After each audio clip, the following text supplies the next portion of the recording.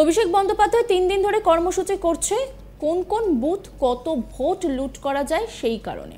অভিষেক বন্দ্যোপাধ্যায়ের 3 দিনের নির্বাচনী কর্মসূচি নিয়ে এই মন্তব্য করলেন নওশাদ সিদ্দিকী। বৃহস্পতিবার 28শে মার্চ কুলপেতে মথুরাপুর লোকসভা কেন্দ্রের আইএসএফ প্রার্থী অজয় কুমার দাসের সমর্থনে একটি কর্মী সভা করেন ভাঙড়ের বিধায়ক তথা আইএসএফ চেয়ারম্যান নওশাদ সিদ্দিকী।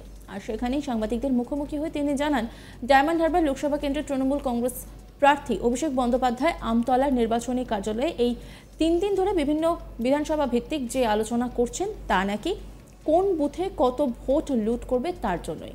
পাশাপাশি তিনি এও জানান, ডায়মন্ড হারবার মানুষের বাক স্বাধীনতা কেড়ে নিয়েছেন অভিষেক বন্দ্যোপাধ্যায়। সাধারণ মানুষ কিছু বলতে গেলে বাড়িতে তৃণমূলের গুন্ডা বাহিনী পাঠিয়ে দেন তিনি। নওশাদ সিদ্দিকী কি বলছেন শোনাবো আপনাদের। পরিষেবাদের কি পরিষেবার কথা বলছেন? কোন পরিষেবাদের কাটমানি ছাড়া আছে বলুন তো? একটা পরিষেবার নাম বলে বিধবা ভাতা থেকে শুরু করে যে সমস্ত পরিষেবা প্রত্যেকেরা কাটমানি দিচ্ছে। মানুষ অতিষ্ঠদের অত্যাচারে মানুষের বলার স্বাধীনতাটুকু পর্যন্ত নাই। আপনি ডায়মন্ড হারবারে গিয়ে একটা সাধারণ মানুষকে জিজ্ঞাসা করুন, খেটে খাওয়া মানুষকে জিজ্ঞাসা করুন তুমি কাকে ভোট দেবে, সে বলবে না। কারণ কি? সে জানে যদি আমি বলি তৃণমূলের বিপক্ষে তাহলে রাত্রে তাদের বাড়ি গুন্ডামস্তান উন্নয়ন বাহিনী চলে আসবে অভিষেক বাবুর, তারপরে আক্রমণ হবে। সেই ভয় তারা বলবে না। যেখানে মানুষের বাক স্বাধীনতা নাই সেখানে মানুষ যদি সুযোগ পায় ভোট দেওয়ার, অভিষেক বাবুর পক্ষে ভোট দেবে। অভিষেক বাবু ভালো করেই জানেন, ওই জন্যই 3 দিন ধরে হয়তো তার ঘুটি সাজাচ্ছে যে আগামী দিনে কোন বুথ কথায় লুট করতে হবে না করতে হবে। কারণ গত বছরে প্রায় 600 মতো বুথের লিস্ট আছে আমার কাছে বুথ ভিত্তিক, যেমন দেখা গিয়েছে বিরোধীরা 3টে 4টে 5টা 6টা 10টা ভোট পেয়েছে। এ ধরনের 500-600 বুথ আছে যেখানে শাসক অর্থাৎ তৃণমূল কংগ্রেস 900, 800, 700 ভোট পেয়ে যাচ্ছে। কিভাবে হচ্ছে? কোন মিরাক্কেলে হচ্ছে? এগুলো তো বুথ দখল করেই হয়েছে। মানুষ যদি চাইতো আর সিসিটিভি ক্যামেরাতে স্যালোটেপ দিতে হতো, কাগজ লাগাতে হতো। মানুষ যদি চাইতো পুলিশকে দিয়ে ভোট লুট করানো হতো। মানুষ যদি চাইতো পরোক্ষভাবে পুলিশের সহযোগিতা নিয়ে আর ডাইরেক্টলি আপনার তৃণমূলের গুন্ডামস্তান দিয়ে নমিনেশন কেন্দ্রগুলোকে আটকাতে হতো। মানুষ চাইছে না। পাশাপাশি এদিনও ডায়মন্ড হারবার লোকসভা কেন্দ্র থেকে আইএসএফ প্রার্থী দিচ্ছে কিনা অথবা নওশাদ সিদ্দিকী নিজে প্রার্থী হচ্ছেন কিনা প্রশ্নচিহ্নের মুখে দাঁড় করালেন সকলকে। তিনি জানান, তিনি এখনো পর্যন্ত মানসিকভাবে প্রস্তুত রয়েছেন। দল যদি নির্দেশ দেয় আগামী দিনে তিনি ডায়মন্ড হারবার লোকসভা কেন্দ্রের হয়েই প্রতিনিধিত্ব করবেন। তবে যেখানে একমাত্র ডায়মন্ড হারবার বিধানসভাতেই এখনো পর্যন্ত তৃণমূল কংগ্রেসের প্রার্থী ছাড়া বিরোধী কোনো রাজনৈতিক দলই প্রার্থী ঘোষণা করেনি, সেখানে নওশাদ সিদ্দিকীর এমন মন্তব্য বেশ কিছুটা হলেও ধোঁয়াশার মধ্যে রাখলো সকলকে। কি বলছেন তিনি শোনাবো আপনাদের। আমাদের সেকেন্ড ফেজের আমাদের দলের যে লিস্ট আউট হবে তার দিকে চোখ রাখো। কারণ ডায়মন্ড হারবার নিয়ে একাধিক মতামত আমাদের দলের অভ্যন্তরে উঠে এসেছে রাজ্য কমিটির মধ্যে। আমি ডে ওয়ানে যে কথা বলেছি আজকেও সে কথা বলছি, আমি কিন্তু আমার মানসিকভাবে 100% আমি প্রস্তুত ডায়মন্ড হারবারে কন্টেস্ট করার জন্য। তো ব্যাপারটা হচ্ছে দলের অনুমোদনের অপেক্ষা। ব্যক্তিগত নওশাদ সিদ্দিকী আর আইএসএফের নওশাদ সিদ্দিকী দুটোর মধ্যে অনেক আছে। কারণ আইএসএফের জন্য নওশাদ সিদ্দিকীর জন্য আইএসএফ নয়। আমাদের কাছে দলটাই হচ্ছে বড়। রাজ্য কমিটি আছে, রাজ্য কমিটি যে ডিসিশন দেবে আমাকে সেটা মানতে আমি বাধ্য হব। তবে আমি এখনো পর্যন্ত তাদেরকে বুঝাচ্ছি। যারা গ্রেপ্তার শাহজাহান পলাতক শিশু, তবে কি প্রশাসনের উদ্যোগে ক্যাম্প করে জমি করানোর লোক দেখানো, পুলিশের পাশে থাকার আশ্বাসকে মুছক কথার কথা আপনার কি বলবেন? দেখুন, এখন তো নির্বাচন কমিশনের আন্ডারে সবাই চলে এসেছে। এখন তো রাজ্য পুলিশকে আমি ওইরকমভাবে বলতে পারি না। তারপরেও বলবো রাজ্য প্রশাসন আর তৃণমূলের গুন্ডামস্তান দিয়ে তো সরকারটা চলছে। যেখানে অন্যায় সংগঠিত হচ্ছে, প্রথমে গুন্ডামস্তান আসছে, গুন্ডামস্তান কন্ট্রোল না করতে পারলে মিথ্যা কেস দিয়ে প্রশাসনকে এই আন্দোলনের রূপরেখাকে বদলে দেওয়ার চেষ্টা করছে।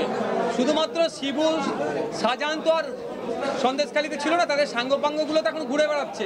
টোটাল এনটিআর টিমকে যতক্ষণ না পর্যন্ত আবদ্ধ করে জেলের মধ্যে রাখে, ওই সমাজ বিরোধীগুলোকে যতক্ষণ না জেলের মধ্যে রাখে, তার সাথে সাথে নোটোরিয়াস ক্রিমিনাল লিস্টে যার নাম আছে বেশ কজন, খোঁজলে দেখা যাবে সেও এখন কিন্তু সন্দেশখালীতে গিয়ে রাতের অন্ধকারে টহল দিচ্ছে, তাদেরকে এই সন্ত্রাস করতে উৎসাহিত করছে। তাদেরকে যদি না আটকানো যায় তাহলে এই সন্ত্রাস অব্যাহত থাকবে। এই নিয়ে আমার কলিগ প্রসেনজিৎ একটি রিপোর্ট তুলে ধরেছেন, দেখাবো আপনাদের। আবারও অভিষেক বন্দ্যোপাধ্যায় সম্পর্কে তির্যক মন্তব্য করলেন ভাঙড়ের বিধায়ক তথা আইএসএফ চেয়ারম্যান নওশাদ সিদ্দিকী। 3 দিন ধরে অভিষেক বন্দ্যোপাধ্যায় আমতলায় নিজের কার্যালয়ে বৈঠক করছেন দলীয় কর্মীদের নিয়ে। ডায়মন্ড হারবার লোকসভা কেন্দ্রে কোন বুথে তৃণমূলের হার রয়েছে বা কোন বুথে পিছিয়ে পড়েছে তৃণমূল, সেই সমস্ত বিষয় নিয়ে পর্যালোচনা চলছে দলীয় কর্মীদের সাথে।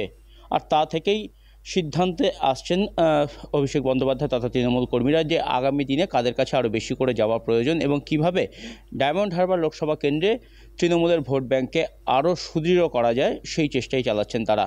আর তা নিয়েই কার্যত আলোচনা, বিচার বিশ্লেষণ এবং কর্মী বৈঠক চলছে দলীয় কর্মীদের সাথে।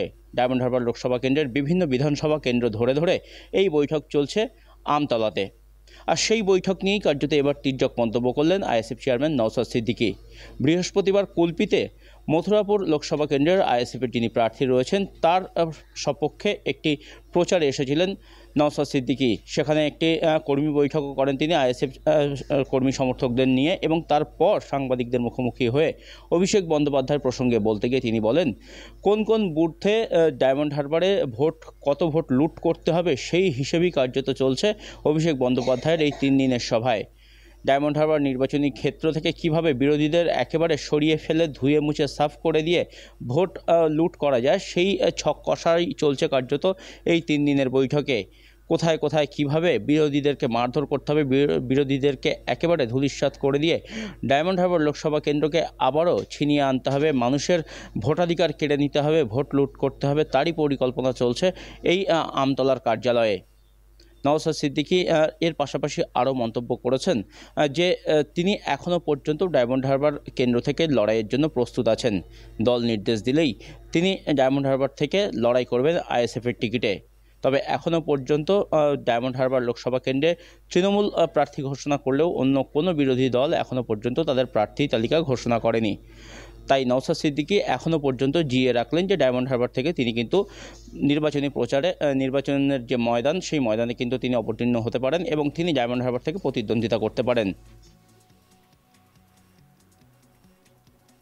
তার দিকে চোখ রাখো, কারণ ডায়মন্ড হারবার নিয়ে একাধিক মতামত। ডায়মন্ড হারবারে এখনো পর্যন্ত অভিষেক বন্দ্যোপাধ্যায় ছাড়া বিপরীতে কিন্তু কোনো প্রার্থী দেওয়া হয়নি, না বিজেপি দিয়েছে না অন্য কেউ। আর সেখানে দাঁড়িয়ে বারংবার আমরা দেখেছি নওশাদ সিদ্দিকী তিনি বলেছেন যে তাকে যদি দল বলে তিনি প্রার্থী হতে পারেন। এই নিয়ে তাকে প্রশ্ন করা হলে তিনি বলেন তিনি মানসিকভাবে প্রস্তুত রয়েছেন, দল যদি তাকে বলে তিনি প্রার্থী হয়ে যেতে পারেন। তিনি কিন্তু স্পষ্টভাবে কোনো উত্তর দিলেন না, একেবারে বলা যায় তিনি এখনো পর্যন্ত গোটা বিষয়টাকে জিয়ে রাখলেন। তিনি কি বলেছেন শোনাবো আপনাদের। পরিষেবাদের কি পরিষেবার কথা বলছেন?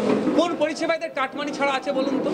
একটা পরিষেবার নাম বলে বিধবা ভাতা থেকে শুরু করে যে সমস্ত পরিষেবা, আমাদের সেকেন্ড ফেজের আমাদের দলের যে লিস্ট আউট হবে তার দিকে চোখ রাখো, কারণ ডায়মন্ড হারবার নিয়ে একাধিক মতামত আমাদের দলের অভ্যন্তরে উঠে এসেছে রাজ্য কমিটির মধ্যে। আমি ডে ওয়ানে যে কথা বলেছি আজকেও সে কথা বলছি, আমি কিন্তু আমার মানসিকভাবে 100% আমি প্রস্তুত ডায়মন্ড হারবারে কন্টেস্ট করার জন্য। তো ব্যাপারটা হচ্ছে দলের অনুমোদনের অপেক্ষা। ব্যক্তিগত নওশাদ সিদ্দিকী আর আইএসএফের নওশাদ সিদ্দিকী দুটোর মধ্যে অনেক আছে, কারণ আইএসএফের জন্য নওশাদ সিদ্দিকীর জন্য আইএসএফ নয়, আমাদের কাছে দলটাই হচ্ছে বড়। অন্যান্য খবরের আপডেটের জন্য অবশ্যই নজর রাখুন আজ তাক বাংলার ইউটিউব স্ট্রিমিংয়ে।